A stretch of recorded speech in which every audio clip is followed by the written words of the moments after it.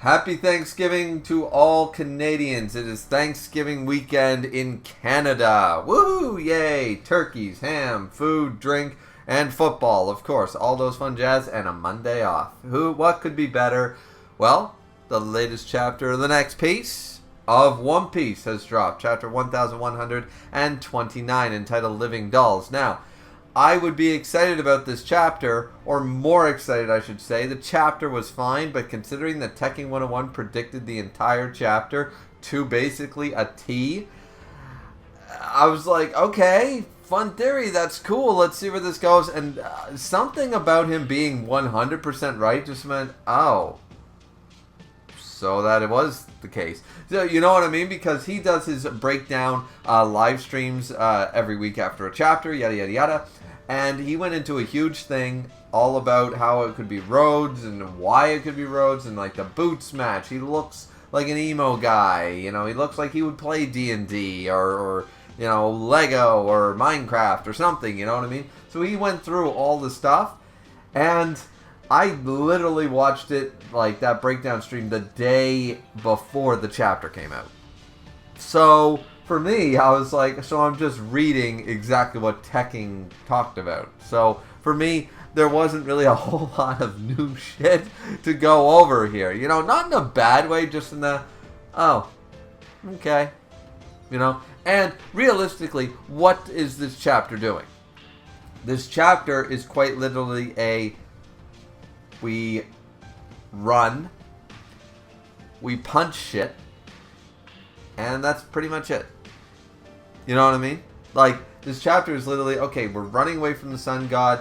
The people obviously recognize that, like, they're being captured and they're trying for an escape plan. The sun god Rhodes is just, you know, they're like, oh my god, this beautiful Legoland, this fantasy world I have created has taken on a life of its own, you living dolls and stuff. And so we know he's kind of screwed up in the head, right?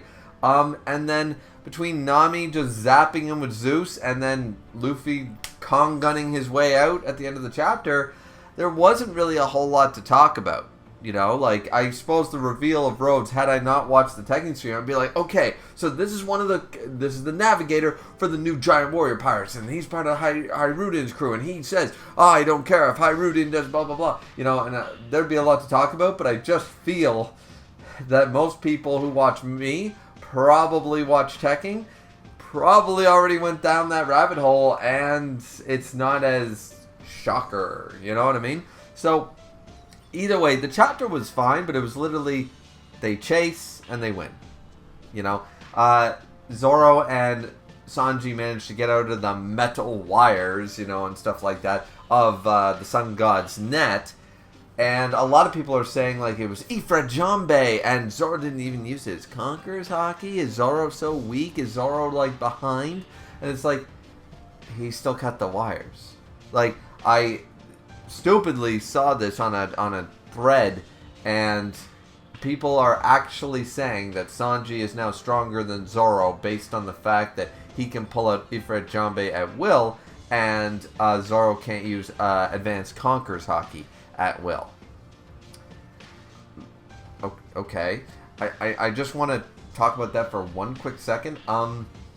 He still cut through the cables without a named, like, he just shink. So he didn't need Advanced Conquerors. I would see the argument if, you know, Sanji had went Ifrit Jambe and broke through his half, and Zoro had went slice and didn't cut through them. But he cut through them without Advanced Conqueror's Haki, meaning he didn't need to use Advanced Conqueror's Haki, hence why he probably didn't use Advanced Conqueror's Haki. So I don't see, I mean, once again, power scaling people are kind of a little bit out there. I don't personally see it, but okay, so that was a thing. The one big thing that I want to talk about is the fact that Hirudin, so Rhodes here acknowledges, this is the one thing in the chapter, because as I said, they run through the chase, the people and the living dolls are just like, oh, Sun God, please, please, please, this is our time to escape, let's go, go, go, go, go, go, you know, get the message to the others, we can get out of here, right? So Rhodes is screwed up, Rhodes is really fucked up, he's doing a living dolls thing, he's got to be put on trial, like, this is, first off, like, Misery was just on. Anybody seen that movie? Yeah, this is Misery to a town-wide degree. Okay? So, yeah, we lock up Kathy Bates, but we're not locking up this guy. This guy is screwed up. So, anyway, so bad navigator choice, Hyrudin. Now, the thing is that when he is chasing them and stuff, and the people are trying to get out, and all the, you know, they're like, oh, it's Luffy and Nami and this, and it's like, he knows our names. How does he know our names? You know what I mean? And then it's revealed that it's Rhodes. And here's the thing, is that he says, Hyrule may have recognized you, but I don't. Okay, so he's got a bit of the Arlong itch. He's got a bit of the giants, we are superior to regular humans. He's got a bit of the racism. He's got a bit of the superiority and stuff. That is an interesting level to take with this. So I don't mind that aspect. And it makes sense. Like, we've only really realistically met friendly giants who don't think of themselves as, like, they're proud to be the greatest warrior race on Earth. You know what I mean? So were the Vikings. So were the Egyptians. So was every, you know, clan of, you know, so were the samurai. So was every group of people think like we are the most honorable, we are the most powerful, we are the best, we're the best that no one ever was, right? They do the Ash Ketchum thing. That's fine. That's just pride. This is going down the line of, as I said, racism to a degree and superiority complex. It's going down the line of, okay, I'm a giant, so I am immediately better than you because I'm bigger, stronger, faster. You cannot compete with me. I am better than you in every way, shape, or form, and you are below me. It's that mindset that Rhodes seems to have here, and he says that, like, Hyrule, our captain, might have recognized you, but I don't. So obviously there's discontent along the new giant warrior pirates, and we've never seen a giant in the description, but we have seen fishmen who have had this mindset towards humans. So we're seeing the same idea again. I don't think that's a bad thing. I think that that's actually really good to see here, because what it's telling me is fishmen and humans are not the only people with all these different races where we have minks and giants and devil fruit users and yada yada yada. We've got all these different fishmen and humans. We've got celestial dragons. We have this, that, the other thing. Once again, it would be asinine to believe that only fishmen have only bad thoughts towards humans, and only humans think badly about fishmen and nobody else. Like, the fact that they wouldn't be scared or terrified or resent one another, or, you know, because racism is generally based in fear of the unknown, fear of whatever, but we're not here to break down what causes that shit. I'm just saying that I like this approach because we haven't seen a giant just basically be on the Straw Hat's side the entire series. And like, yeah, okay, you're cool. You know what I mean? The only time we've seen giants go against the grain was when Big Mom was a child and literally went balls to the wall. So, and I mean, that was justified. So once again, yeah. So I like this aspect that he recognizes that Luffy, he knows who Luffy is. He knows he's an emperor. He knows he's got the Straw Hats. He knows who they are and blah, blah, blah. He's like, Hyrule may have recognized you as like one to follow, but I don't, and I have reservations because of his superiority complex, because of his racism, because of whatever you want to call it. He refuses to bend the knee, as it were, to a lowly human. Doesn't matter if he's the sun god or not. Doesn't matter that he's Nika. Doesn't matter. Luffy is a human. Doesn't matter that he's a 4 emperor. Doesn't matter any of those things. He is not a giant. Therefore, he is not worthy of following or me being below him. And that's the way Rhodes is seemingly taking this. So that's the one aspect of this chapter that I hope to see more discussion on, and I hope we get a little bit more insight into that in the next chapter, because I really like that. Like, yes, it's all fun dandy, you know, Nami, Usopp, like the original trio with Chopper and everybody, like, they're fine. Like, Luffy, Zoro, and Sanji are there. The trio is there. They are totally... The monster trio can take care of business. Nothing here is going to hurt them. You know what I mean? And Nami's the one dealing damage to Road. Like, seriously. It's not even the monster trio can't be bothered to deal with Road right now, right? So, I don't mind this. It was a good chapter. As I said, the sort of big reveal and everything sort of almost got spoiled for me in a sense when Tekking was just right on the money that time with his theory, and then I read the chapter, I was like, oh, so he was right. You know what I mean? So because I never connected those dots, so the big reveal was already a huge theory right in the back of my mind the moment I read the chapter, and I was like, oh, so that was right after all. So it wasn't like a what? You know?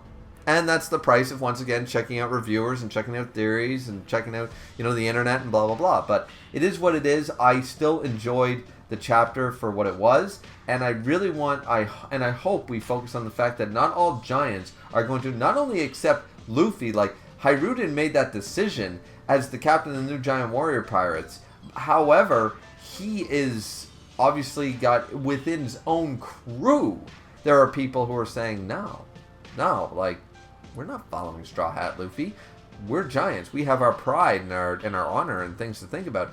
That's among the new Giant Warrior Pirates. Dory and Broggy being back throws a whole new wrench into the mix because they're more respected than basically everybody on Elbaf, other than probably Odin or whoever. And that, even going beyond that stage, then they're going to have to accept that he is the sun god. Their god, the one they revere. I'm like, I don't think he's going to be an exception. I think there's going to be a lot of giants sitting back going, yeah, no. And maybe this arc is going to be Luffy proving himself to the giants anyway, to their standard. Not that Luffy has anything to prove, but the giants are going to witness that Luffy truly is Nika, that he truly is the sun god. He is the reincarnation. He's following the will of Nika, following the will of Joy Boy, following the will of Roger, or whatever you want to say. Either way, he does have the inherited will, and they are going, by the end of the arc, they're going to recognize him as their god.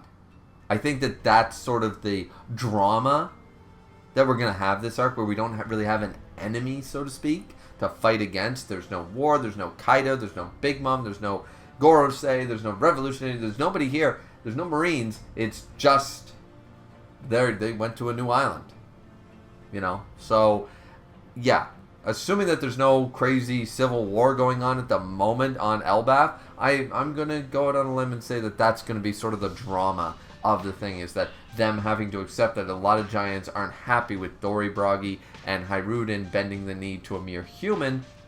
Maybe a lot of giants have a bit of a superiority thing with that. Though it seems unlikely, where Shanks was just chilling on Elbaf without any problems. So they clearly do respect the title of Emperor and certain humans. So yeah, I'm not sure how they're going to handle it. But either way, yeah, Living Dolls was not a bad chapter whatsoever. I guess the big surprise was already almost spoiled for me, if you want to say that. It was spoiled for me because I never connected those dots whatsoever. I said, I'm just going to read the chapter and see what happens. And boom, obviously, you know, sometimes you hear a theory and it's bang on the money and it's like, oh. So I'm not as shocked as I should be, you know. But either way, what did you guys think of the chapter? Let me know down in the comment section down below. Don't forget to like, comment, and subscribe. And have a wonderful Canadian Thanksgiving if you are in Canada. If you're not, sucks to be you. You don't get Monday off.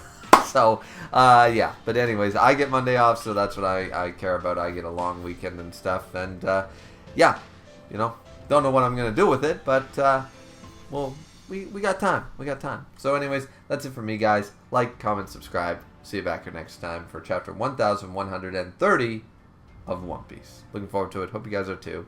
Sayonara.